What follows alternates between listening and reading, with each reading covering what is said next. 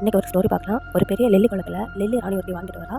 ஒன்றே அந்த குளத்துக்கு அருகில் ஒரு பையன் ஒருத்தன் நான் பார்க்குறா. அவனை பார்த்தா அவளுக்கு ரொம்ப பிடிச்சி போச்சு. கண்டிப்பாக அவளுக்கு என்னை பார்த்தா ரொம்ப பிடிக்கும்னு நினச்சிட்டு அவங்ககிட்ட போயிட்டு ஹாய் சொல்கிறா.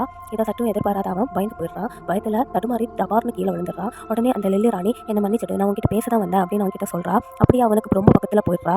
அவனும் இவ பக்கத்தில் போனதும் அவன் அப்படியே மயங்கி விழுந்துடுறான். இவளோட விஷம் தான் அவன் மயங்கி விழுந்ததுக்கு காரணம்னு அவள் புரிஞ்சுக்கிறா. தண்ணிக்குள்ளே விழுந்து அவனை ஓடி போயிட்டு தூக்குறா. அப்படியே அவனை இழுத்துட்டு ஏதோ ஒரு பிளேஸுக்கு வந்து போகிறா. அவள் லில்லி குளத்தின் ராணி. அதனால அவளோட உயிர் ஒரு லில்லியில் தான் இருக்கும். அதோட ஒரு இதெல்லாம் இவனுக்கு கொடுத்தா அவன் கண்டிப்பாக உயிர் பழைப்பான்னு அவளுக்கு தெரியும். அதனால அவன் அந்த இடத்துக்கு தான் கொண்டு வந்திருப்பான். அப்போது அந்த லில்லி ராணியை பிடிக்கிறதுக்காக அங்கே ஒருத்தன் படகுல வந்து வரான். அந்த லில்லி இதழ் இவளோட கையில் தான் இருக்குது. பட் படகுல வந்து அவனை பார்த்ததும் அவன் அங்கே இருந்து ஓடுறா. பட் இந்த படகுல வந்த ஆள் அந்த லில்லி ராணியை எப்படியோ பிடிச்சி கைத்தில் கட்டி படகுல தூக்கி போட்டுட்டான். குளத்தில் இருந்து கிளம்புறதுக்கு முன்னாடி இந்த ஆளு நீ நல்ல வேலை பார்த்துறான், நம்ம இவளை பிடிச்சிட்டோம் அப்படின்னு ரெண்டு பேரும் சைகை காமிச்சிக்கிறாங்க. இப்போ தான் இந்த லில்லி ராணிக்கு புரியுது அவன் இவளை பிடிக்கத்தான் மயங்கி விழுந்த மாதிரி நடிச்சிருக்கான். அவளை ஒரு பெரிய தொட்டிக்குள்ள காட்சிக்காக போட்டு வச்சிருக்காங்க.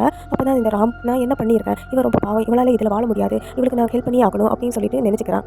ஒன்று ஒரு இடத்துல விட்டுறேன் அப்படின்னு இந்த லில்லி ராணியை காரில் தூக்கி போட்டுக்கிட்டு கிளம்புறான். இந்த ராம் பின்னாடியே அந்த ஆளும் துரத்திட்டு வரான். என்ன மன்னிச்சிரு, நீங்கள் ஃப்ரீயாக இருக்கலான்னு அந்த லில்லி ராணியை தூக்கிட்டு போயிட்டு குளத்தில் விட போகிறான். அந்த டைமில் பின்னாடியே வந்த அந்த ஆள் ராம் அவளை என்கிட்ட கொடு, இல்லைன்னா நான் ஒன்று ஷூட் பண்ணிடுவேன்னு அவங்ககிட்ட சொல்கிறான். பட் ராம் அதை கேட்காதனால அவன் ராம ஷூட் பண்ணிடுறான். உடனே அந்த லில்லி ராணி இந்த லில்லி இதழ் என் கையில் தான் இருக்குன்னு சொல்லிட்டு அந்த இதழ் அவனுக்கு வந்து கொடுக்குறா.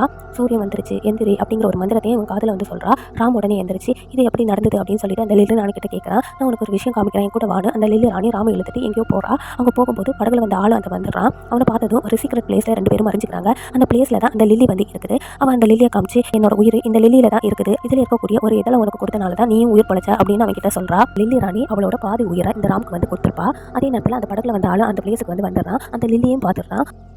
அவன் இது என்னது அப்படின்னு சொல்லிட்டு அந்த லில்லியை பறிக்க போகிறான். அந்த லில்லியை பறிச்சா நான் இறந்து போயிடும் அப்படின்னு அந்த லில்லி ராணி ராம் கிட்ட சொல்கிறான். உடனே ராம் அதை தொடாதானே அந்த ஆளை போட்டு அடிக்கிறான். பட் படகுல வந்த ஆள் அந்த லில்லியை பறிச்சிடுறான். அந்த லில்லி ராணியும் இறந்து விடுறா. ராமும் அவளை கையில் ஏந்திக்கிட்டு என்ன மன்னிச்சிரு, என்னால் தான் இதெல்லாம் நடந்துச்சு அப்படின்னு சொல்லிட்டு வந்து அழுறா. ஒன்னாறு கிடைச்ச இந்த உயிர் உனக்காகவே போகட்டும் அப்படின்னு சொல்லிட்டு ராம் அந்த லில்லி ராணியை கிஸ் பண்ணிடுறான். இப்போ நிஜமாவே அந்த விஷயம் அவனுக்கு ஏறி அவனும் இறந்து போயிடுறான். இப்போ இந்த ராம் வந்து லில்லி ராணியை கிஸ் பண்ணனால அந்த லில்லி ராணியும் ஒரு அழகான பெண்ணாக வந்து மாறிடுறா. ஆனால் எந்த பயனுமே இல்லை, ரெண்டு பேருமே இறந்துட்டாங்க.